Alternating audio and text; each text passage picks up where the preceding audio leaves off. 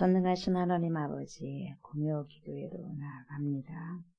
오늘 이 시간에도 우리 가운데 거하시는 성령 하나님을 찬양합니다. 삼위일체가 되신 전능하신 하나님을 존귀 여기며 주님의 사랑과 은혜를 찬양으로 선포함으로 주님께 향합니다. 이 시간 저희들의 찬양을 받으시고 살아계신 말씀, 진리의 말씀을 통해서 주님의 뜻을 들려주시며 들은 말씀을 청종하며 그 말씀으로 기도의 화력을 품고 삶 속에서 말씀과 잇대어지는 인생을 살아가게 하옵소서. 감사와 찬송과 영광을 주님께 돌려드리며 예수 그리스도 이름으로 간절히 기도드리옵나이다. 아멘. 주님을 찬양합니다. 동일하신 주님을 찬양합니다.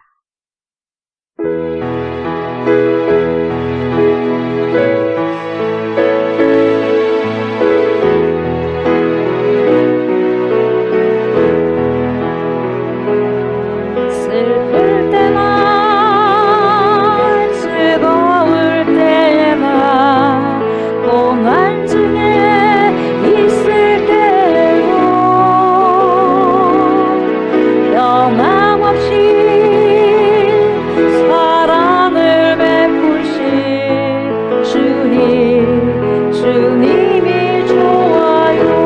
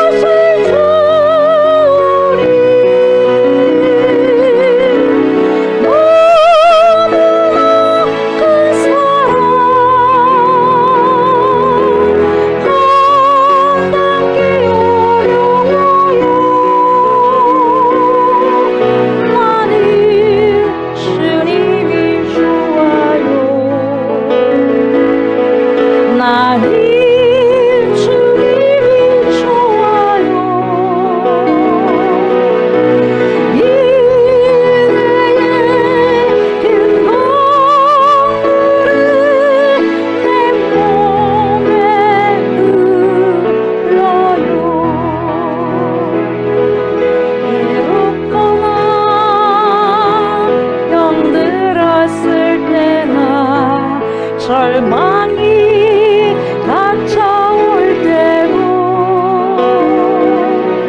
변함없이 위로해 주시는 주님 사랑해요.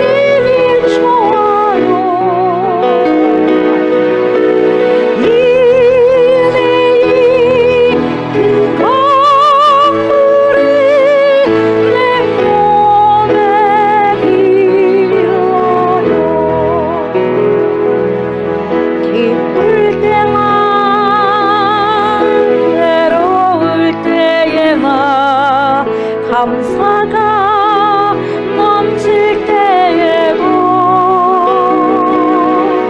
변함없이 영광을 받으신 주님 찬양해요. 오세라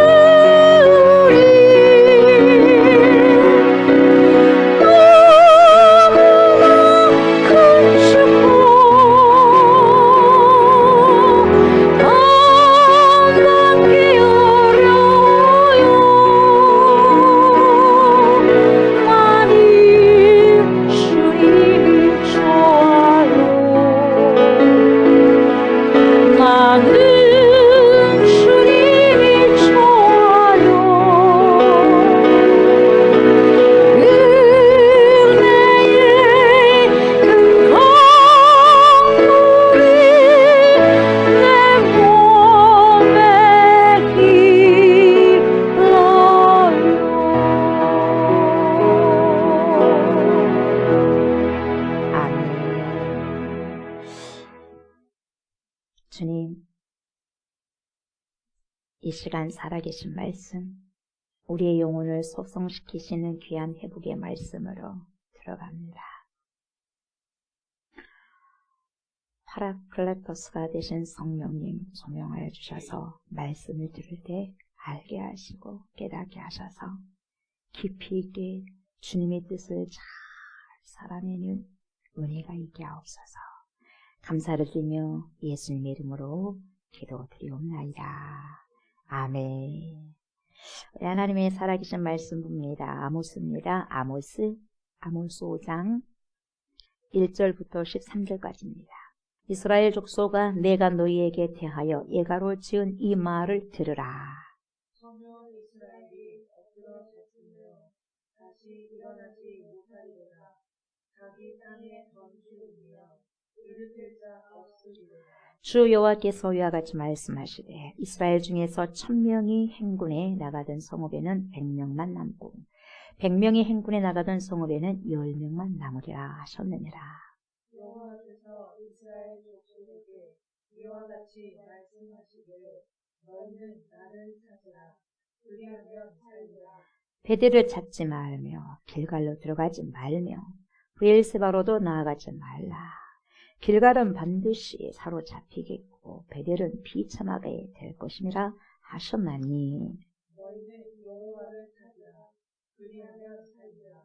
그렇지 않으면 그가 불같이 모세의 집에 임하여 멸하시니 베델에서 그 불들을 끌 자가 없으리라.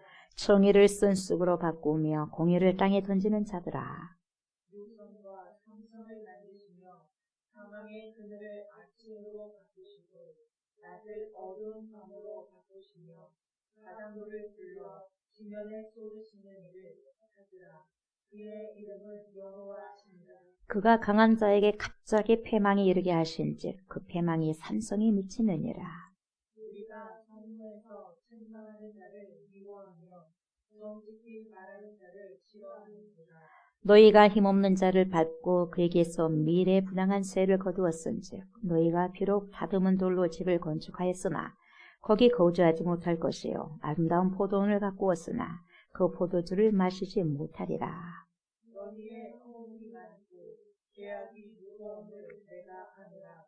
너희는 의인을 학대하며 뇌물을 받고 성문에서 가난한 자를 억울하게 하는 자로다.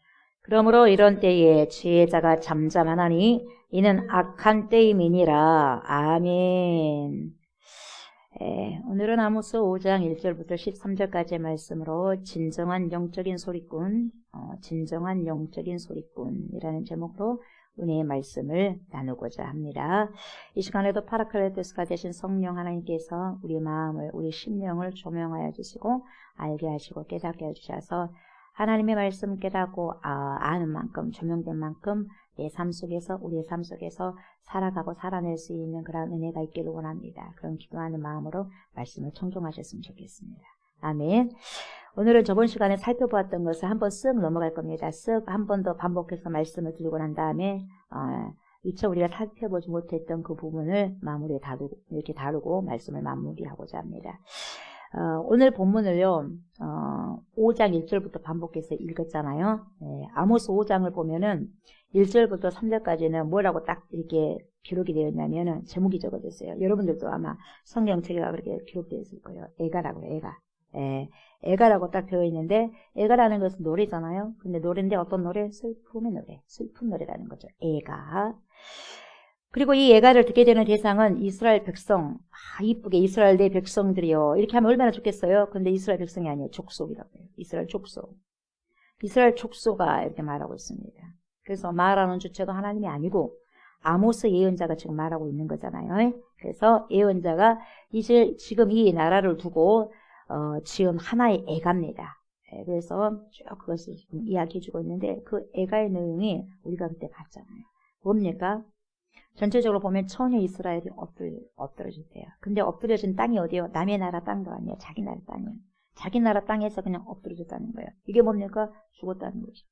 그래서 왜 처녀라고 많고 많은 그런 이름을 놔두고 단어를 놔두고 왜 처녀라고 할까요? 처녀 때문에 엎드려졌다는 거예요. 왜 그럴까요?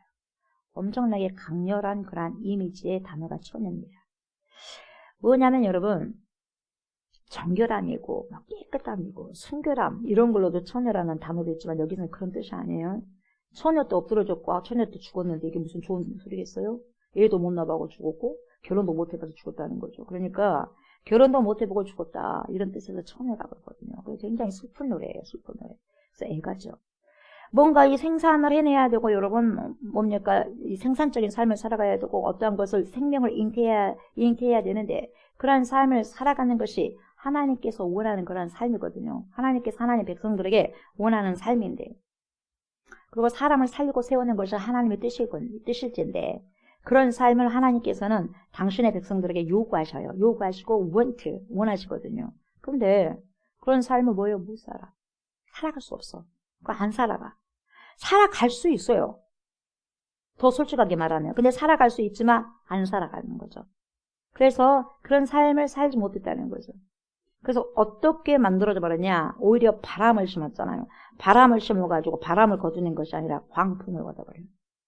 조그마한 바람을 심었는데 어마어마한 광풍을 몰고 왔다는 거죠. 그런 삶을 살아갔다는 거죠. 그리고 아름다운 것들을 품어가지고 그것을 세상에 결실해서 내놔야 되는데 이스라엘 백성들은 이스라엘 족속들은 그러한 삶을 살지 못했다 하고 이렇게 예가를 지어서 처녀 이스라엘이 자기 땅에서 엎드려졌으며 이렇게 노래를 부르는 거죠. 오히려 여러분 풍성한 삶을 살아가고 살아내야 되고 여인이 생명을 잉태하고 생명을 낳아야 되는데 오히려 뭡니까? 그렇게 하지 못하고 엎드려 죽어버렸다. 그것도 자기 땅에서 이렇게 지금 이야기하고 있는 거죠. 그러니까 죽어버렸으니까 여러분 뭘 낼 수 있어요? 없어요? 무슨 생산적인 것을 낼 수 있겠어요? 없어요? 없죠. 리크리에이션, 재창조죠? 리크리에이션. 어떻게 재창조를 할 수 있겠어요? 창조적인 삶을 살 수 없는 거예요. 그래서 여러분 이미 영적으로 사망된 사람은요, 이미 영적으로 죽어버린 사람은요, 리크리에이션, 하나님은 크리에이션, 창조를 하시거든요. 하나님께서는 없는 것을 무에서 유로 창조하시는데 우리 인간은 리크리에이션 할 수 있어야 돼요. 재창조의 삶을 살아가야 되거든요. 그래서 뭡니까? 피조물은요, 리크리에이션을 살아가야 돼. 창조자가 크리에이션을 했기 때문에 재반복해서 우리는 리크리에이션 하면서 생산적인 삶을 살아가고 살아내는 것이 하나님의 백성이거든요. 근데 그렇게 살 수 없게 살아간다는 거죠. 근데 살 수 있어요? 리크리에이션, 재생산하면서 살아갈 수가 있는데, 재창조하면서 살아갈 수 있는데, 안 살아간다는 거죠. 안 살아가고 그냥 죽어버렸어요. 내놓지 못하고. 그래서 자기의 땅에 던지웠습니다. 이렇게 2절에서 지금 통탄하고 지금 애가를 부르고 있는 거죠. 땅에 던진다는 것은 뭡니까? dust, 먼지, 흙으로 돌아갔다는 거예요. 죽었다는 거죠. 그래서 흙으로 돌아가는 것이니까 이미 죽었다. 그래서 그러다 보니 이미 죽었으니 더 이상 일어날 수 없는 상황이 돼버렸으니 일으킬 자가 없다는 거죠. 이미 죽어버렸는데 깨운다고 일어나겠어요? 얼마나 여러분 통탄하고 슬픈 노래예요. 그래서 이걸 애가를 부르는 거예요. 슬픈 노래. 이미 죽어버렸어. 일으킬 자가 없다는 거죠. 이런 지경이 되면 다시는 회복하기 어렵게 됐다. 그 말이죠. 그래서 이스라엘이 겪게 될 고통스러운 상황을 말하기 위해서 지금 아모스는요, 어떤 얘기를 하고 있냐면 3절을 보면 알 수 있듯이 여러분 1000명의 행진에 나가는데요. 1000명이 전쟁터에 나가는데 여러분 그 땅에서 100명만 돌아온대요. 10분의 1만 돌아온다는 거예요. 다 죽어버리고. 그리고 100명이 행진해서 나갔던 그곳에서는 여러분 10명만 돌아온대요. 90명 다 죽어버리고 10분의 1만 돌아온다는 거예요. 이렇게 참담한 일이 앞으로 벌어질 것이다. 이걸 지금 이야기하고 있어요. 너네들 이렇게 쭉 가게 된다면 너네들 이런 일을 앞으로 못지않아서 겪게 돼. 이걸 지금요, 북이스라엘까지 와가지고요, 남유다 사람이 아모스 와가지고 이렇게 선포하는 거예요. 그래서 미래에 닥쳐올 이 북왕국 이스라엘의 멸망과 관련시켜서 그렇게 생각할 수 있는 대목이 이 대목이죠. 그래서 너네들 이대로 그대로 가게 된다면, repent 회개하지 않는다면, 슈브하지 않으면 이런 현실이 눈앞에 지금 훤히 보인다. 이렇게 지금 말해주고 있어. 아모스 선지자가, 예언자가. 결국 패배 후에 고향으로 돌아오는데 10분의 1밖에 건질 수가 없다는 거예요. 10분의 1만 돌아올 것이다. 다른 사람은 다 죽을 것이다. 이렇게 이야기하죠. 그러면 그 땅은 여러분 무슨 땅이 되죠? 불모지의 땅이 돼요. 불모지가 되는 거예요. 불모의 땅. 그래서 죽음의 땅이 될 수밖에 없는 거죠. 우리가 여러분 히스토리 역사적인 현실에서 우리가 또 역사를 한번 거슬러 올라가다 보면 여러분 중세시대 때 여러분 알죠? 중세시대 때 유럽의 중세시대 때 뭐가 어떤 전염병이 지나갔죠 여러분? 패스트가 지나갔어요. 패스트. 이 패스트가 지나가가지고 엄청나게 이 패스트가 인펙션 엄청난 전염력이 강하잖아요. 그래서 그게 전염병이요. 패스트가 전염병이 패스트라는 전염병이 뭡니까? 창고를 했어요. 중세시대 때. 어떤 마을은 싹 죽어버렸어요. 어떤 마을. 폐허가 되버렸어요. 이것 때문에 패스트가 지나가가지고 거의 다 죽어버렸어요. 그렇게 해서 여러분 유럽 인구의 3분의 1이 패스트로 인해서 사망해버렸어요. 무섭잖아요. 3분의 1. 3명 중 1명 죽어버렸단 말이죠. 그러니까 얼마나 큰 피해였겠냐는 말이에요. 1000명에서 300명이 다 죽어버렸어요. 100명에서 30명이 다 죽어버리고.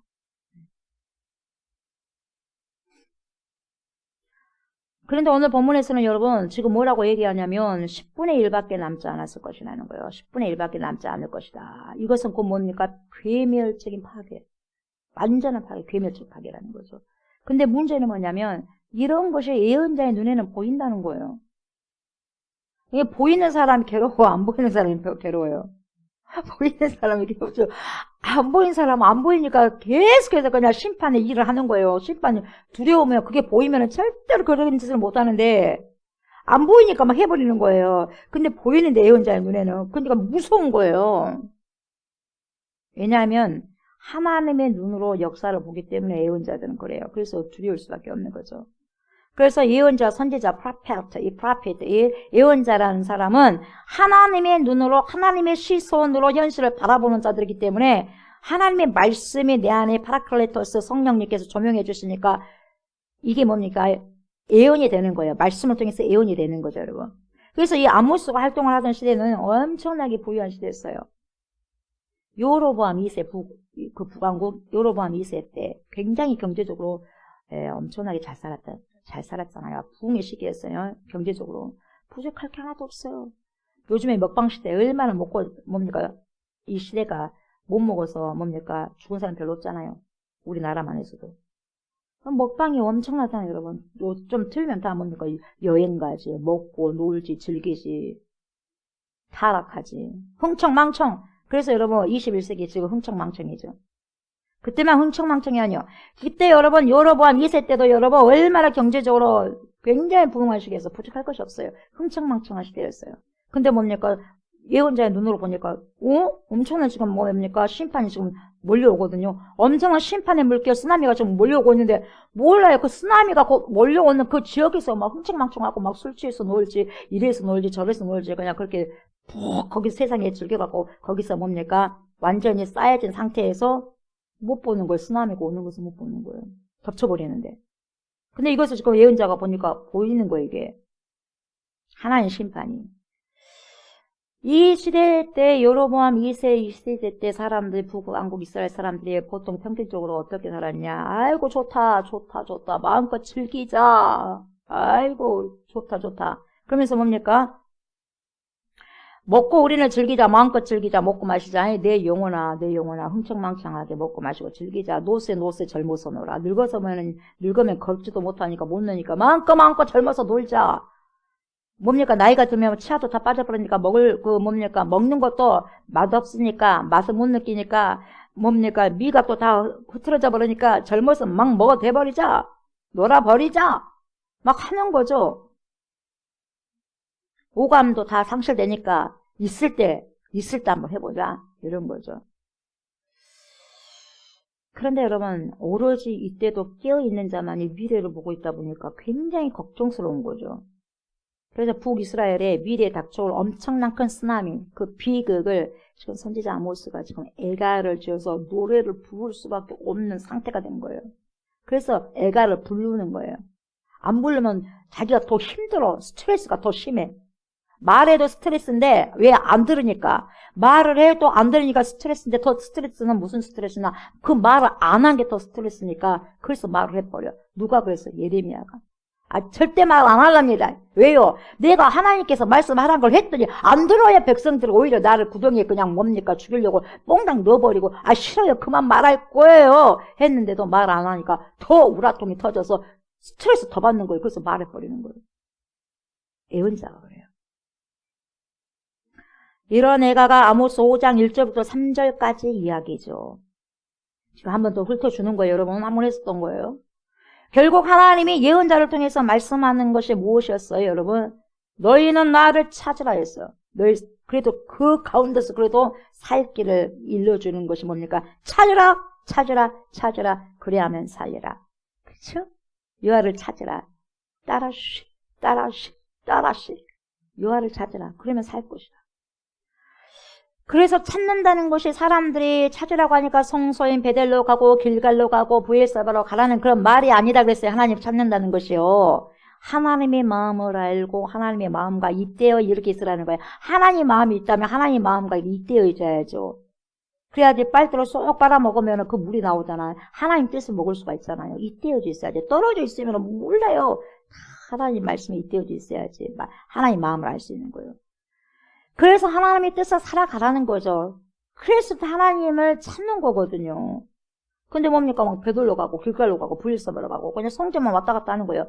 그러니까 주님이 뭡니까? 그냥 성전 문을 닫아버리란다 그냥. 왜 내 마당만 밟고 다니냐? 때묻게. 내가 만나러 왔다면 여기 지성소까지 와야 될 거 아니냐? 지성소까지 와서 나를 만나고 와야지. 물론 지성소는 예전에는 뭡니까? 구약시대는 대제사장만 갔지만 어찌됐든 주님을 만나고 와야지. 왜 그냥 뜰에서만 그냥 거기서만 이방인도 아니면서 거기서만 뜰만 밟고 있어 이 말이거든요. 차라리 오지 마라 그냥 토해버린다. 그러면서 우리가 성전 문 닫아버릴란다 막 그러잖아요. 그러면서 7절을 보면 여러분 정의를 순쑥으로 바꾸며 공의를 땅에 던지는 자들아 이렇게 말하고 있지 않습니까? 정의와 공의는 여러분 하나님이 이 세상의 이 기초를 삼은 두 가지 기둥이에요. 이 세상의 기초석 두 가지 기초석을 뭘로 줬어요? 정의와 공의, 공의와 정의예요. 그래서 정의라고 하는 것은 여기서 어떤 뜻으로 쓰이냐면 여러분 일종의 사법적 정의예요. 사법적인 이 사법적 정의라고 볼 수 있는 거죠. 그래서 법에 따라서 너네들 공정하게 법을 해라 이 말이에요. 가난한 사람들에게 별 뭡니까? 빽이 없네. 에라 모르겠다. 빽이 없고 저 사람에게서 나올 것이 없으니까 에라 모르겠다. 그러면서 뭡니까? 죄가 10%뿐이 없는데 그냥 100% 때려버리는 거예요. 저 사람 보니까 조금만 하면은 저 사람 나에게 좀 돈을 좀 주고 갔대. 명예가 있고 권력이 있고 돈이 좀 있네. 이 사람이 100을 잘못했어요. 근데 뭡니까? 10으로만 딱 때려버리는 거예요. 여러분 이렇게 하지 말라는 거예요. 이게 정직하지 못하다는 거죠. 그래서 정의는 사법적 정의로 말하는 거죠. 정확하게 법대로 그렇게 하라는 거죠. 예. 가난한 자다고 해가지고 그냥 돌아보지도 말고 부유한 사람이라고 해서 더 봐주지도 말고 그냥 죄값대로 그냥 50 정도 죄를 지었으면 50% 때리고 10% 죄를 지었으면 10%만 때리면 되는 것이지 그렇게 말한 거예요. 그냥 그대로 정직하게 해라는 거죠. 또 가난한 사람이 별로 죄가 없는데 가난한 사람이라도 죄를 10% 졌다면 50% 때리지 말고 10% 그대로 적용하고 그 말이에요. 부유하다고 해서 그 사람이 뭡니까? 그 사람이 100% 죄를 졌는데 100% 그걸 때려야지 10%만 때리면 안 된다. 돈이 있다고 해서. 그것이 뭡니까? 사법적으로 제대로 정의롭게 행하라는 거죠. 그렇지 않으면은 안 된다는 거예요. 그래서 일종의 사법적 정의라고 볼 수 있는 거죠. 이 정의라는 것이. 그래서요, 법 질서가 흔들리면 여러분, 법이 제대로 집행될 수 없잖아요. 그러면 정의가 바로 서지 못해, 나라들이. 우리나라는 어떻습니까? 잘 되어지고 있을까요? 만약 이 사람이 좀 힘이 있는 사람이라고 하면 좀 봐줘야지라고 생각하고 힘없는 사람이라고 한다면 더욱더 가혹하게 이 사람에게 벌을 줘야 되겠다. 이렇게 법을 악용하는 그런 사회라면 여러분, 그 사회는 조금 있으면 무너지기 일보 직전이라는 거죠. 하나님이 가면 안 두시겠다는 거거든요. 이걸 지금 이야기하고 있어요, 지금. 아모스 선지자가. 그렇게 이야기하고 있는 거거든요. 그러니까 뭘 세워야 돼요? 정의를 바로 세워야 돼, 정의를 바로 세워야 된다는 거예요. 마음대로 하지 말라는 거예요. 너에게 하나님께서 너에게 이런 은사를 줬고, 판사라는 은사를 줬고, 직분을 줬고, 변호사라는 직분 주고, 이거라는 직분을 줬다면 제대로 해라, 이 말이거든요. 제대로. 왜? 정의가 세워져야 된다는 거죠. 그래서 이 사법적 정의라고 보시면 됩니다. 여기서 말하는 정의는. 그리고 공의는 뭐냐? 공의는 이 회복적 정의라고 볼 수 있어요. 그래서 이 공의는 회복적 정의라고 말할 수 있는데, 예를 들면 A라는 사람이 부유합니다. 부자예요. A라는 사람이 갑부요. 그리고 B라는 사람이 아주 가난해. 정말 가난해. 그때 이 공의라는 것이 뭐냐면, 많이 누르고 있는 사람이 가난한 사람에게 주는 거예요. 먹을 수 있도록 주는 거예요. 뭔가를 남겨둘 줄 아는 여유예요. 이게 공의예요. 그러니까 뭡니까? 100% 있는 사람은 100% 다 먹어버린 게 아니라, 여러분, 이 사이에 100%가 있다면, 여러분, 100%가 있다면 한 사람이 100%를 다 갖고 가버리면 남은 사람은 어떻게 되는 거예요? 거지가 되는 거예요. 근데 이 100% 있는 사람이 자기가 10%만 하고 90%를 사회에 환원시켜야 돼. 그래야지 거지가 없는 거예요. 뭔 말인지 알겠어요? 이게 사회적인 거예요, 사회적. 이게 여러분 회복적 정의라는 거예요. 이게 공의라는 거예요. 하나님께서 말씀하시는 공의는 그거예요. 그래서 부유한 사람은 나눠야지. 그래서 여러분 부자와 나사로도 마찬가지예요. 아, 내가 열심히 내가 벌어가지고 내 것인데 왜 내가 저 거지를 도와줘야 돼요? 그건 자기 생각이고, 하나님의 공의는 네가 그래도 네 생명 다 내 것이잖아. 내가 너에게 생명을 주니까 네가 돈을 벌 수 있는 거잖아. 그래서 거지 나사로고 나눠야지. 근데 나눠서 안 나눴어요. 안 나눴잖아요. 니는 거기서 편하게 먹고 살았잖아. 그러나 얘는 고생했다. 그래서 얘도 아빠랑 품에 있다. 그러잖아요. 그래서 하나님 보시는 공의는, 이 회복적 정의는, 공의로움은 약자들에 대한 연민이에요. 연민이고 공의하시. 그렇게 가난한 자를 보면서도 불쌍한 마음이 하나도 없어. 저렇게 뭡니까? 굶어가지고 흙탕물을 먹고 사는데도 전혀 나하고는 상관이 없는 삶이야. 그러니까 전혀 도울 마음이 없어. 그렇다면 여러분, 거기에는 하나님의 공의가 없는 거죠. 그래서 이러한 것이 무너진 사회는 뭡니까? 결국 다 무너진다는 거예요. 그래서 하나님께서 이 두 기둥, 이 사이의 두 기둥을, 기초적인 두 기초석이 뭐냐면 두 기둥을 놨는데, 공의와 정의, 정의와 공의예요. 정의는 뭡니까? 사법적 정의. 그게 뭐예요? 죄가 있다면 그만큼 10% 있다면 10% 주고 100% 있다면 100% 주는 거야. 잘 살고 잘 못 살고를 떠나서. 그게 정의예요. 공의는 뭡니까? 회복적 정의예요. 진짜 부유한 사람이 가난한 사람을 돌보라는 거죠. 건강한 사람이 연약한 자를 돌보라는 거죠. 그게 공의입니다. 근데 그것이 무너졌다? 그러면 그 사회는 이미 뭡니까? 무너진 거라는 거예요. 한두 명이 잘 산다고 해가지고 잘 산 게 아니라는 거예요. 언젠가는 무너져버린다는 거예요. 쓰나미가 되어서 무너져버린다는 거죠. 그래서 아모스가 그것을 지금 말해주고 있어요. 10절 보면 여러분 이렇게 말씀하고 있죠. 무리가 성문에서 책망하는 자를 미워하며. 여러분, 책망하는 자를 미워한대요. 성문에서 무리는 사람이 많잖아요. 많은 사람들이 성문에서 책망을 한대요. 누군가가 책망을 해. 너네들 지금 잘못되어 살고 있다. 그러면 안 된다고 이렇게 책망하는 자를 미워한대요. 누가? 무리들이. 그리고 정직히 말하는 자를 싫어한대요. 지금 이 말이 지금. 너 그렇게 살면 안 돼. 쓰나미 온다. 하나님께서 심판하신다. 아, 그렇게 하면 안 돼. 회개해야 된다. 이렇게 하는데 그런 자들을 미워한다는 거예요. 그리고 싫어한대요. 옳은 소리 하는 사람을 싫어한다는 거예요. 네. 여러분, 그때뿐만 아니라 지금도 그래 한 거예요. 지금도 마찬가지요. 옳은 소리 하면 싫어해요. 아, 듣기 싫어요. 미워해. 죄악된 세상의 모습은 뭐냐면 여러분, 성문에서 책망하는 자를 미워하는 이 죄악된 세상이 그 모습이에요. 여러분. 죄악된 세상의 그 모습이 뭔 모습이냐면 진짜 옳은 말을 한 자를 미워한 자, 그 미워한 자들 모여서 사는 세대가 이 세상이라는 거죠. 책망하는 자를 미워해. 하나님의 뜻대로 말하는 사람들을 미워해. 영적인 스피리추얼 영적인 소리꾼들을 싫어해요.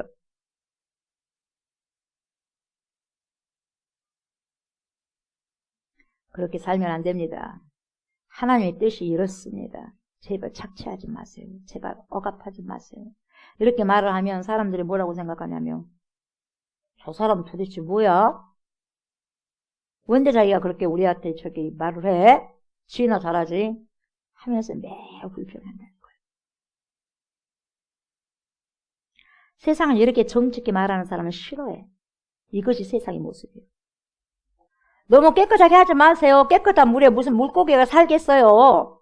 좀 흙탕물 속에 물고기도 큰 물고기도 있어요. 그렇게 말하는 사람이 있어요. 왜 그걸 거기다가 적용할까요? 왜 갑자기 그걸 거기다가 적용을 해? 악하게 살고 싶으니까. 자기가 변하고 싶지 않으니까. 자기가 그렇게 살고 싶으니까. 하나님이 언제 그랬어요? 흑향물 고기가 많이 산다고.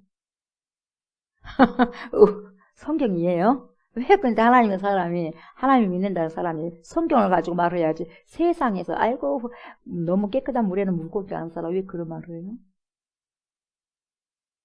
당연히 깨끗한 물에 너무 물고기가 살면 물을 어떻게 먹어? 물고기가 안 살아야지. 물을 먹지. 맞잖아요. 왜 그걸 그렇게 이상하게 적용을 해요? 제대로 적용해야지. 그렇잖아요.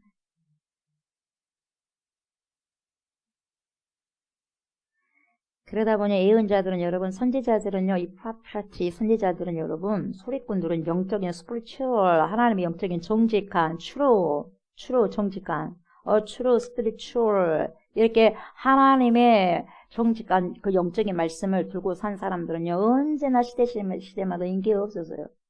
인기가 없었어. 욕을 얻어먹었어요. 예언자들 인기 있는 시대가 없었어요. 여러분, 그런 시대는 예언자들이 인기 받았던 그 시대는 없었어요. 없었어요. 왜요? 그때는 예언자가 없었기 때문에. 나타날 이유가 없어요. 굳이 예언자가 안 나와도 됐을 때는 굳이 나타날 필요가 없으니까 말을 안 하는 거죠. 그러니까 여러분, 예언자의 운명은요, 언제든지 항상 어려웠어요. 그때도 그러고, 지금도 그러고, 앞으로도 그러고. 그래서 쓴소리하고, 뭡니까? 하나님의 말씀, 아픈 소리를 하게 되면 성도들도 싫어하고요. 그렇지만 여러분, 성도들한테 싫어들 한다 할지라도 쓴소리가 그 사람에게 약이 된다면 말해야지, 안 해야지, 해야지.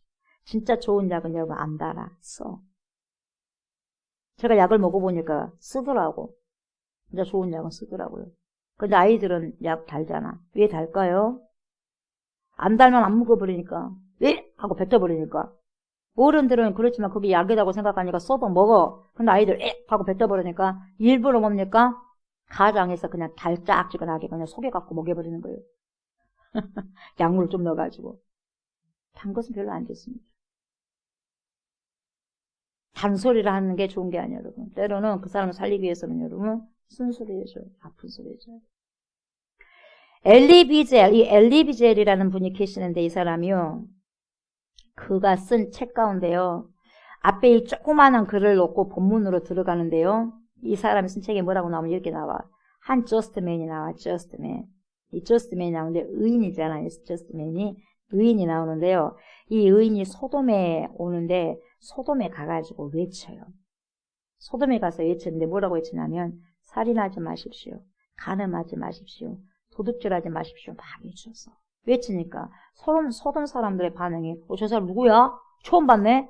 그래가지고 가만히 쳐다본 거예요. 그 첫날은요. 그래서 처음 보니까 가만히 들었어요. 듣고 이제 그런가 보다고 지나갔는데 그 다음날 보니까 또 저 사람이 나타나서 똑같은 사람이. 그러면서 뭡니까? 살인하지 마십시오. 간음하지 마십시오. 도둑질하지 마십시오. 그 장소에서 똑같은 시간 또 그렇게 얘기해주고 있어. 그러니까요. 어제 그 소리를 또 그 소리를 하고 있네 저 사람이. 그리고 그대로 또 귀를 닫아버려요. 귀를 닫아버리고 이 사람이 이 저스트맨이 살인하지 마세요. 간음하지 마세요. 도둑질하지 마세요 했는데 가서 간음해버려. 그리고 도둑질해버려. 듣고도. 이게 보통 때 했던 것처럼 그대로 가서 해버리는 거예요. 도둑질하고 간음하고 살인해버리는 거죠.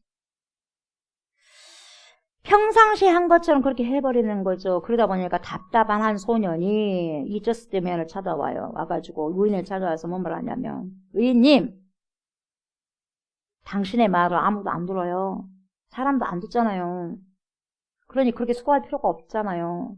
그냥 하지 마세요. 그 말이에요. 뭐 하려고 그렇게 굳이 하십니까? 다 안 듣는데? 그러니까 이 저스트맨이 뭐라고 말하냐면 의인이 소년에게 이렇게 말해요. 내가 외치는 것은 저들을 변화시킬 수 있다고 믿어서가 아니라 저들이 나를 변화시키지 못하도록 하기 위해서란다. 그 말인지 알겠어요? 무슨 뜻이에요?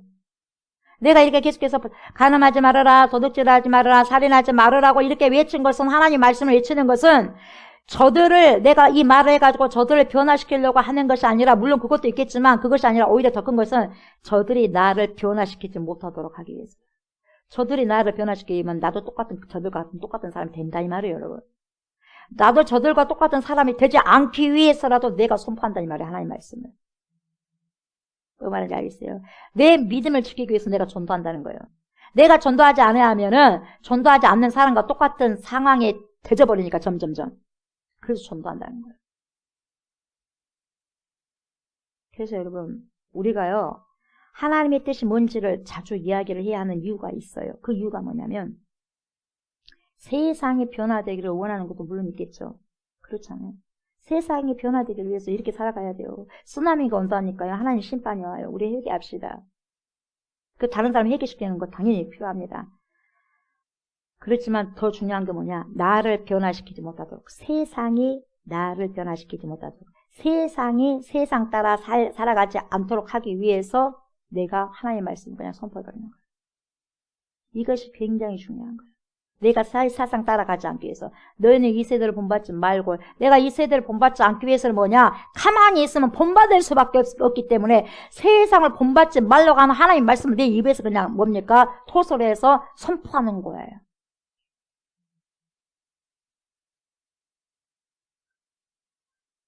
이게 굉장히 중요한 거죠. 하나님의 뜻이 뭔지를 우리가 자꾸 말해야 하는 이유가 그거죠. 세상의 변화를, 세상 당신이 변하는 것도 있지만 더 큰 것은 세상이 나를 변화시키지 못하도록, 세상 따라 살아가지 못하도록 그거예요. 그래서 여러분, 세상에 바른 소리를 하는 사람이 없으면 여러분, 세상이 바르게 돌아갈 수가 없어요. 세상을 위해서라도, 나를 위해서라도, 내 자녀를 위해서, 내 가족을 위해서라도 뭡니까? 바른 소리를 내야 되는 거죠. 세상이 바르게 되게, 바르게 돌아가기 위해서는 고난을 무릅쓰고라도, 그 고난을 무릅쓰고서라도 욕을 내가 얻어먹더라도 그것을 이야기를 해야 된다 이 말이에요. 안 듣는다 한다 할지라도 이걸 하지 마세요. 이렇게 하셔야 됩니다. 그렇게 말하게 되면 손가락질하고 저 뭔데 당신 뭔데 나한테 말합니까? 그런 말을 듣는다 한다 할지라도 바울처럼 돌멩이를 맞는다 한다 할지라도 말을 하라는 거죠. 핀잔을 들어도 옳은 소리는 내야 된다는 거죠. 그래서 11절에 뭐라 그래요? 너희가 힘없는 자를 밟고 그에게서 미래 부당한 쇠를 거두었은즉 너희가 비록 다듬은 돌로 집을 건축하였으나 거기 거주하지 못할 것이요 아름다운 포도원을 가꾸었으나 그 포도주를 마시지 못하리라. 여러분 엄청난 여러분 이게 무슨 슬픔이에요. 힘없는 자를 여러분 그래도 힘이 다 빠져갖고 힘이 하나도 없는 자를 갖다가 여러분 밟지 않아도 곧 죽을 지경인데 밟아버려요. 힘없는 자를. 이게 죄라는 거예요. 이게 악독이라는 거예요. 이게 하나님께서 심판하실 일이라는 거예요. 힘없는 자를 그대로 그래도 가만히 있어도 힘없는 자를 갖다가 밟아버린다는 거예요. 그리고 그 힘없는 자에게서 미래 부당한 쇠를 거둬 착취해버린다는 거예요. 착취해버린다는 거예요. 네 것이나 바로 먹으면 될 것인데 그렇게 가난한 자까지 착취할 거고 뜯어 먹어버리냐? 그러면서 뭡니까? 벼룩의 간을 뺏어 먹어야지 말이에요. 거기다가 다 그냥 나봇의 포도원을 갖다가 욕심을 부리는 아합. 뭡니까? 나봇은 포도원밖에 없잖아, 물려받은 게. 근데 뭡니까? 아합은 왕이기 때문에 모든 걸 자기가 갖고 있는 거잖아. 근데 나봇이 갖고 있는 딸랑 그 포도밭까지도 욕심내가지고 다 착취해버린 거예요. 그래서 어떻게 됩니까? 심판받잖아요. 죽잖아요. 자기 와이프도 비참하고 죽잖아요. 미래 부당한 쇠를 거두었은즉 어째요? 이런 심판을 주어진다고 그래요. 너희가 그랬지. 너희가 비록 다듬은 돌로 집을 건축했어. 막 이쁘게 집을 건축했다는 거예요. 건축했으나 너 거기서 집을 지었지? 거기서 살 수 없어. 집만 열심히 지어. 그래서 뭐라고 말하냐면 세상에서 속된 말로 너 개고생했지. 개고생했지만 너는 거기서 즐길 수 없어 이거예요. 얼마나 무섭습니까? 그렇잖아요. 엄청나게 고생하면 고생 들여놓고 못 즐겨. 거기서 너 못 살아. 네가 열심히 지어놓고. 그럼 뭡니까? 누가 살아? 네가 아니라 딴 사람이 산다는 거죠. 비록 다듬은 돌로 집을 건축하였으나 거기 거주하지 못할 것이요. 그리고 아름다운 포도원을 너 가꾸었지. 열심히 뭡니까? 개고생을 한 거예요. 개고생을 해놓고 난 다음에 그 포도주 너가 수확을 네가 못해. 딴 사람이 할 거야. 마시지 못할 거야. 예, 여러분 엄청난 슬픔이잖아요. 포도해야 될 거 아니겠어요. 심었다며. 내가 그 집을 지었다면 내가 거기다 들어가 살아가야지. 내가 들어가 살기 위해서 집을 건축하는 거 아니겠어요? 그렇잖아요. 그렇잖아요. 처녀가 결혼해서 일을 낳아야지. 풍성한 삶을 살아가야지. 남편 사랑을 받으면서 살아가야지. 살려고 세워야 되고 풍성한 삶을 살아가야지. 아름다운 삶을 행복한 삶을 살아가야지. 죽어버렸어 처녀 때. 이 꼴이에요. 그러니까요. 그렇게 너희들은 정의롭지 못하게 살고 공의롭지 못하게 산다 이 말이에요. 정의롭게 살지 못하고 공의롭게 살지 못하는 개인적인 사람이나 그 사이에는 결국 심판받을 수밖에 없다는 걸 보여주는 거죠. 그래서 여러분, 결국은 법이 악용될 때는 공동체의 토대인 신뢰가 완전히 무너진다는 거죠. 그런데 그때 하나님이 어떻게 하시냐? 고통당하는 사람이 편에 서 계신다는 거예요. 네. 그러니까 그들이 막 힘없는 자들을 갖다가 윽박지르니까 힘없는 자들이 하나님 도와주세요, 살려주세요, 너무 힘들어요 이렇게 말하지 않겠어요? 이렇게 기도하지 않겠어요? 하나님께? 그럼 하나님께서는 고아와 가부와 나그네를 위해서 오신다는 거예요. 그 사람 편에 서서 싸운다는 거예요. 이 사람들을 힘들게 하는 그 사람을 여러분 하나님께서 대적하신다는 거예요. 그래서 연약한 자들, 고통당하는 자들의 방패와 산성이 되어주신다는 거죠. 하나님께서. 누가 말씀하고 있어요? 아모스 예언자가 말하고 있어요. 하나님은 힘 있는 사람들의 자부심이나 그들의 평안함을 심판하시는 분이시죠. 그러니까 여러분, 힘이 있다는 사실 그 자체가요, 힘이 있어요. 근데 힘이 있다는 그 자체가 나쁜 것은 아니에요. 힘이 있는데 돈이 있다는 그 자체가 나쁜 게 아니에요. 힘이 있다는 그 자체가, 권력이 있다는 자체가, 명예가 있다는 그 자체가 나쁜 건 아니거든요. 근데 왜 나쁘냐? 그걸 잘못 쓰기 때문에 나쁘다는 거예요. 그걸 잘못 악용하기 때문에 나쁘다는 거죠. 나에게 위임되어 있는 그 힘을 자기가 잘나서 줬나? 하나님 그 맡겨준 거거든요. 모든 걸 맡겨준 것이니까 청지기적인 삶을 우리가 살아가야 되거든요. 나에게 위임되어 있는 그 힘을 하나님의 또 다른 백성들을 돕고 보살피기 위해서 사용하면 좋겠는데, 그러면 하나님께서 당연히 너 잘한다 하면서 기뻐하실 텐데, 칭찬하실 텐데, 그렇지 않고 그 힘을 자기 확장의 욕망을 위해서 어려움을 겪고 있는 사람들을 더 어렵게 만들어요. 자기가 더 부유하게 살기 위해서. 자기가 더 번지를 더 먹고 살기 위해서. 그렇게 어렵게 산 사람을 짓밟으면서 그렇게 한다는 거예요. 그렇게 했을 때 그 사람은 여러분 심판을 모면할 수 없다는 거죠. 그걸 이야기하는 거예요. 이걸 지금 계속해서 아모스 선지자가 지금 들려주고 있는 거죠. 그래서 결국 사람들 향해서 뭐라고 이야기하냐? 그게 12절이에요. 너희의 허물이 많고 죄악의 무거움을 내가 아노라. 너희는 의인을 학대하며 뇌물을 받고 성문에서 가난한 자를 억울하게 하는 자로다. 이렇게 말씀하고 있어요. 여기서 보세요. 허물이 많다 이렇게 하는 것은 일상 속에서 나도 모르게 습관화된 선택에 의해서 다른 사람들을 어렵게 만드는 그런 행위를 하는 거예요. 그걸 지금 말하는 거예요. 나의 이러한 잘못된 습관 때문에 다른 사람들을 힘들게 하는 거다 이 말이죠. 그리고 여기서 또 죄악의 무거움을 내가 아노라. 근데 이 죄악이 무겁다고 그랬죠. 이 죄악이 가벼운 게 아니라 뭡니까? 무겁대요. 근데 무거운 죄들을 말하는 건데 그 죄는 뭐냐? 하나님의 뜻을 의도적으로 반역해버리는 거예요. 의도적으로 반역해버리는 거예요. 근데 이 사단이 말이죠. 사단이 골치 아픕니다. 이 사단이 사마귀가 골치 아파. 이 3종 세트가 종합선물 세트가 하면 좋겠는데 그 종합선물 세트가 아니에요. 다른 건 다 받더라도 이것을 안 받아야 돼요. 영적으로. 3종 세트. 사마귀, 사탄마귀, 귀신이 이 3종 세트는 받아서는 안 돼요. 이 세트가 이 사마귀들이 여러분 반역을 우도해버린다니까요. 그래서 선악과 따먹으면 죽는다고 그랬잖아요. 하나님께서. 정령 죽는다, 반드시 죽는다 했는데 여러분 의도적으로 반역다 누가 사단이 교묘하게 오잖아요. 그러면서 그 따먹으면 죽어 안 죽어? 알아 몰라?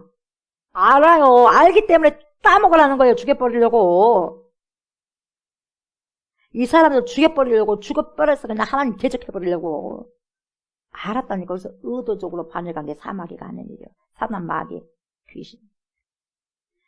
그래서 이 하나님의 뜻을 의도적으로 반역하는 자들이 이스라엘 백성들에서 북이스라엘 백성들. 그러니까 여러분 그 안에 누가 집중고 있었어요? 사마귀 세트가 들어왔어요. 여러분 이 3종 세트가 들어와서는 안 되는데 여러분 받을 곳이 없어서 그 선물 세트를 받나요?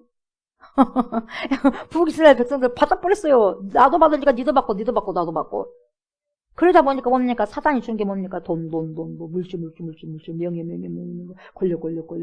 야, 내 마음껏 줘버릴게. 돈도 줘버릴게. 권력도 줘버릴게. 명예도 줘버릴게. 야, 내가 다 줘버릴게. 너는 영혼만 나한테 줘버려, 이? 이거예요. 너는 영혼만 나한테 줘버려. 영혼 팔아버려. 난 니 다 줘버릴게. 돈도 주고, 다 주고. 에? 명예 주고, 화려한, 아주 그냥, 명성 다 줘버릴게. 너는 나한테 영혼만 줘봐. 영혼 팔아. 이게요, 사마귀 3종 세트가 하는 일이에요. 요즘 세대에 얼마나 이 3종 세트를 많이 받아들이는 사람 얼마나 많아요. 그러니까 지금 뭐 먹방이 얼마나 유명합니까? 먹고 놀자 판이죠. 하나님 뜻 어디가 있습니까? 여러분 화산이 폭발한다 할지라도 하나님 뜻이 어디가 있어? 여러분 홍수가 터졌다 한다 할지라도 하나님 뜻이 어디가 있어? 전쟁이 터졌다 한다 할지라도 하나님 뜻이 어디가 있어? 지진이 일어난다 해도 하나님 소리는 그렇게 하나님께서 막 이렇게 종말의 시기 때 일어날 수 있는 일들을 다 지금 보여줌에도 불구하고 어디가 있어 하나님의 뜻이 계속 자기 악한 습관만 지금 따라가고 살아가는 거예요 지금. 그 죄악의 무게가 너무너무 크다는 거죠 여러분. 북극곰이 지금 숲이 울고 있으면서도 그런가 보다 하고 도와줄 그런 것도 있겠지만 더 중요한 것은 지금 다 뭡니까 온도가 올라가잖아요.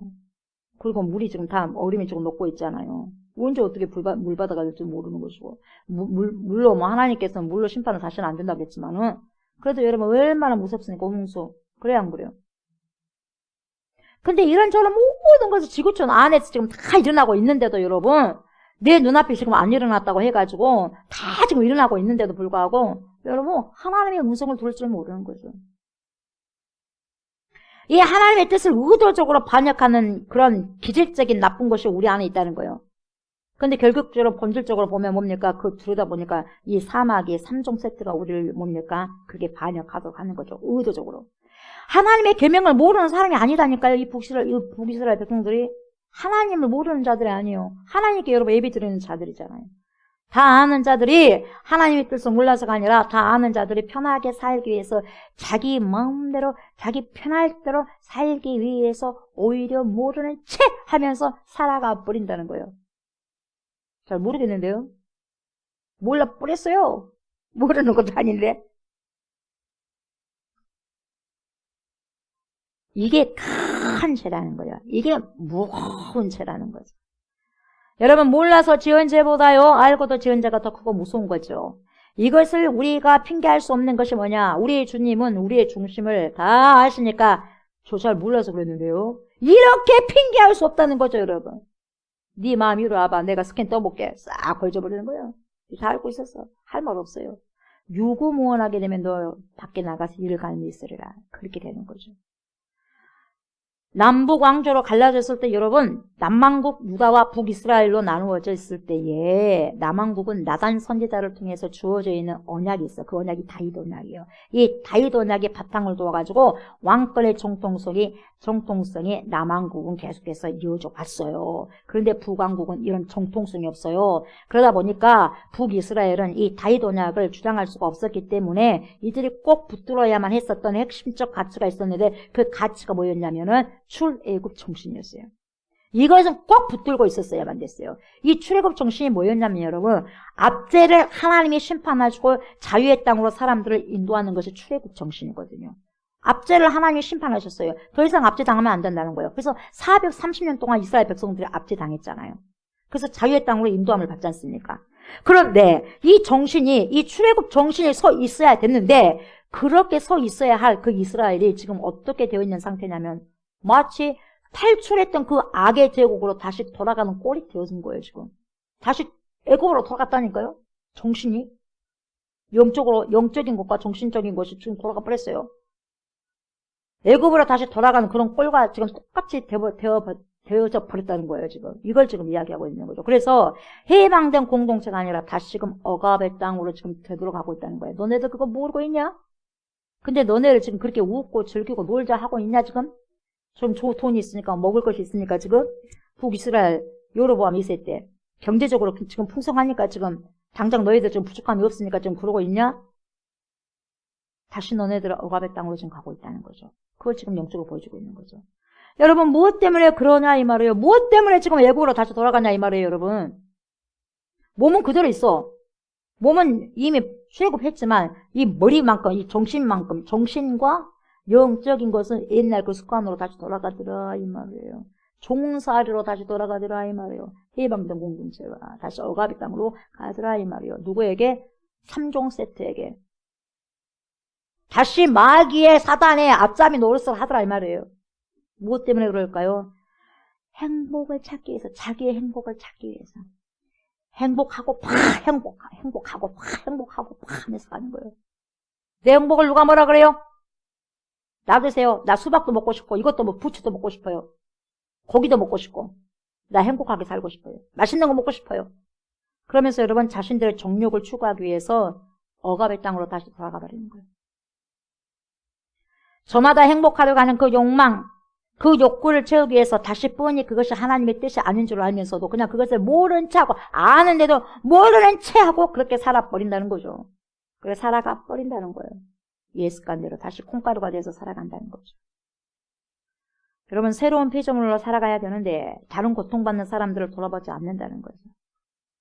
그리고 그 시대에 또 다른 문제가 있었는데 그것은 뭐냐? 악이 기승을 부릴 때면 여러분 지혜자가 입을 열어야 되는데 입을 다물고 있었다는 거죠. 그러니까 여러분 지혜로운 사람이 입을 다무는 시대는 악한 때라는 거죠. 이것을 선지자 아모스가 지금 정확하게 짚어주고 시사해주고 있죠. 그때는 그래서 암흑기라고 볼 수 있는 거죠. 시편 12편 8절을 보면 이렇게 말하고 있죠. 비열함이 인생 중에 높임을 받는 때에 악인들이 곳곳에서 날뛰는도다 이렇게 이야기하고 있어요. 여러분 보세요. 하나님의 뜻을 무시하고 있는 사람들이 인생 중에 하나님의 뜻을 엄청나게 무시하고 개판 일부 직종으로 살아가는 그 사람들이 높임을 받는데 사람들을 통해서 우와하고 높임을 당했을 때 악인들이 활개친다는 거죠. 그 말이 지금 시편 12편 8절 말씀인 거죠. 지금 아모스 선지자는 이 아모스 선지자가 이것을 지적하고 있는 거죠. 여러분 예언자는요 눈이 밝은 사람이에요. 선지자는 눈이 밝은 사람을 말한 거예요. 영적인 눈이 띄는 사람. 그래서 예언자를 뭐라고 그래요? 프로펫이라고 그래요. 프로펫. 그리고 프로펫이라고도 하지만 더 seer이라고 하는 거예요. 보는 사람이라고 말하잖아. 예언자를. 더 seer. 그래서 이런 질펀한 향락 세계 속에서 안개처럼 뿌연 상태라 보니 일반 세상 사람들의 눈에는 절대로 보이지 않습니다. 예, 그 세상에 취하여 있기 때문에 못 봐요. 그런데 하나님의 말씀을 받은 자는 다시 말하면 예언자는 영안이 열린 자이기 때문에 그 상태를 확 볼 수 있는 거죠. 혼탁하고 어둠을 뚫고 보세요. 이 안개 같은 그런 상태를 뇌의 눈을 가지고 그 세계를 판단하고 볼 수 있는 거죠.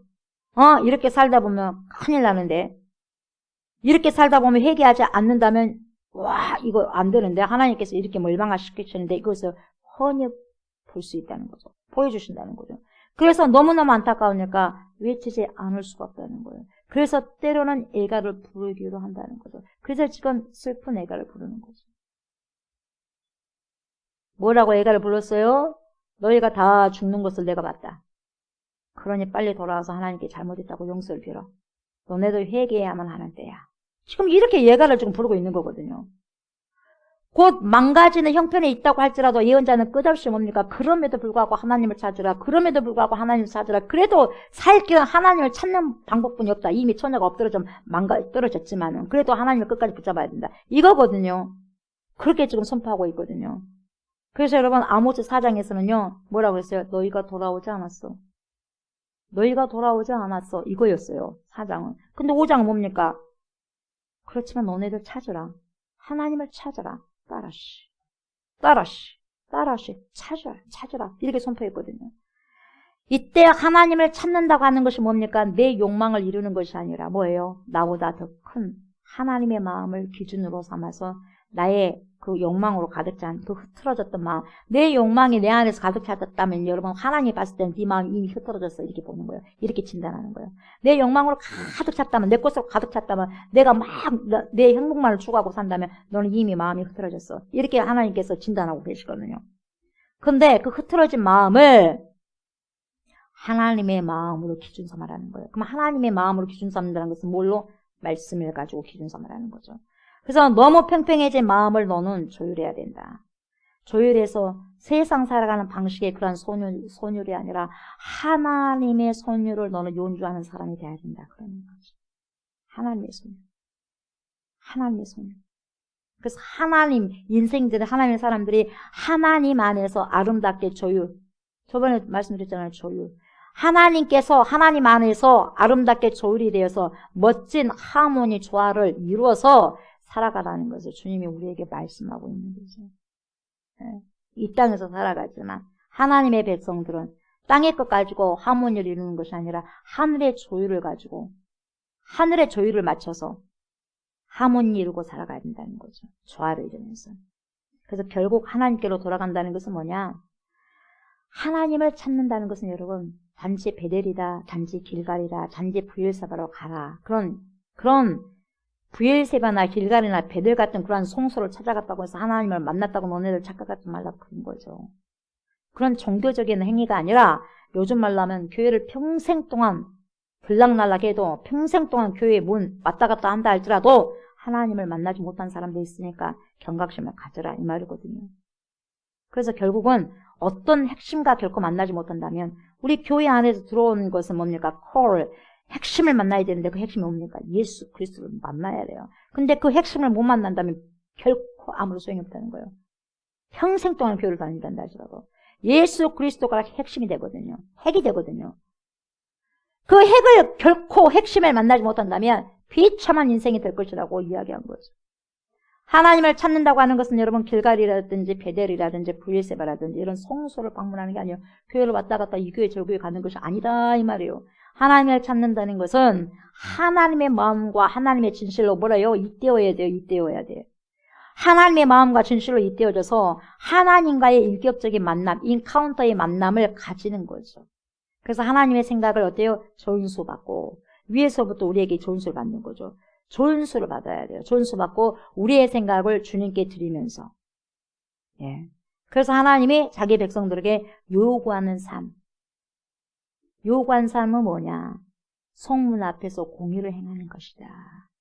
삶 속에서 공의를 행하는 거야. 공의라는 사람은 지나치지 말어. 그냥 지나치지 말어. 그리고 사람들이 부당한 대접을 받지 않도록 해야 된다. 법은 법대로 해야지. 사법적 정의. 공의를 베푸는 회복적 정의를. 그런 공의를 해내야 된다. 그렇게 말씀하셨죠. 우리의 삶이 그렇게 지향될 때, 그렇게 살아갈 때에 우리는 비로소 하나님을 찾는 사람이 되는 거다. 이 말이죠. 그게 하나님을 찾는 거죠. 말로만 하나님을 찾는 것이 아니라. 그런데 이것을 뒤집어 놓은 경우가 너무 많다는 거예요. 그것이 지금 현실적인 아픔이에요. 의도적으로 그것을 모르는 채 해버리는 게 현실적인 아픔. 그래서 이 시대도 지금 예언자적인 삶을 살아가는 하나님의 사람들은요, 지금 현실적인 애가를 불러야 할 때예요. 아모스처럼. 애가를 불러야 할 때일 때. 그렇게 불러도 처녀가 자기 땅에서 엎드려졌다고 애가를 그렇게 불러대도 회개하는 사람이 없어. 그럼에도 불구하고 계속해서 이 시대의 예언자적인 삶을 살아가는 자들은 뭐예요? 말하고 또 선포하고 또 선포해야 된다는 거죠. 그것이 뭐예요? 저와 여러분들의 책임이고 의무예요. 그리스도인들. 아멘.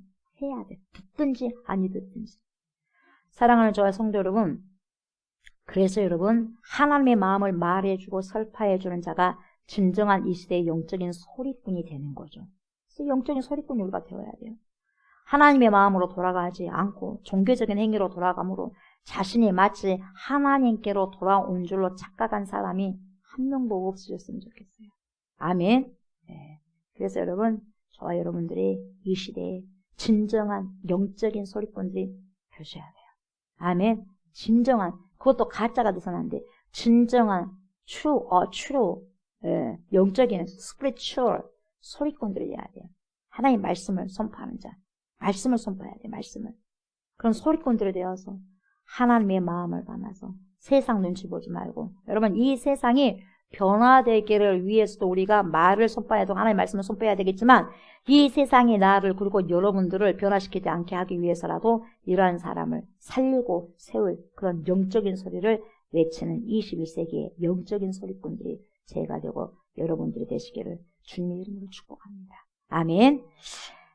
우리 말씀을 우리가 깊이 있게 생각하면서 우리 말씀 앞에서 찬양하고 또 오늘 말씀을 가지고 주님께 기도로 나아갔으면 좋겠습니다. 말씀 앞에서 우리 주님을 찬양합니다.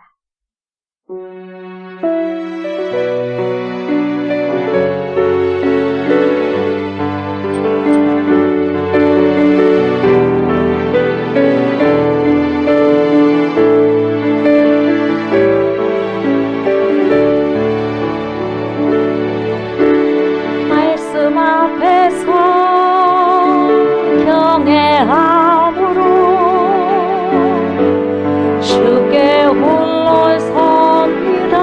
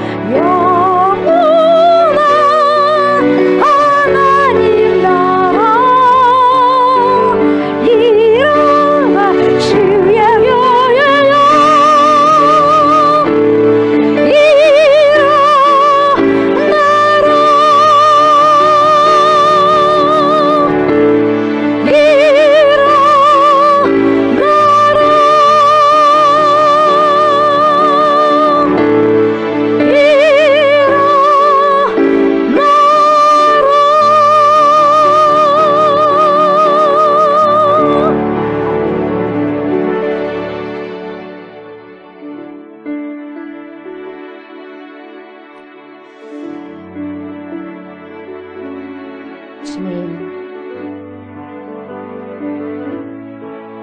이 시대도 우리가 예가를 불러야 할 시기의 시대라고 봅니다.